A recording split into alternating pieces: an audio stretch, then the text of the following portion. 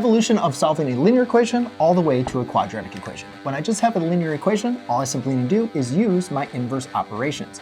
I need to make sure I do that on both sides, but therefore now I can go ahead and solve and I get a negative 1/4. When I only have one quadratic, it's raised to the second power, but there's only one, again, I can use my inverse operations. So I have a 2x squared is equal to 3, take the square root. Just remember that a quadratic is going to have 1, 2, or no solutions, so therefore we need to make sure we include our plus or minus when we introduce the square root. Now, in this example, I cannot use my inverse operations because not only do I have a quadratic, I also have a linear. So if I add a 5x to the other side and take the square root, I'm not going to get any solutions because I'm taking the square root of an unknown. So now what we need to understand is the zero product property. If I have a product equal to 0, I can rewrite both of those products equal to 0. The problem is this is not written as a product. So what I need to do is apply factoring. In this case, I'm going to factor out the GCF, which is just an x, and I'm going to get a 4x minus 5.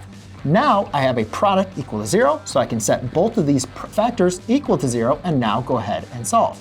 X is equal to 0 is easy enough. Over here, it's another linear equation. Add 5 divided by 4, x equals a 5/4. Now, once you understand the zero product property, you need to understand it's called the zero product property, not the 9 product property. So in this case, I cannot have my quadratic equal to 9. The first thing I need to do is set my quadratic equal to 0.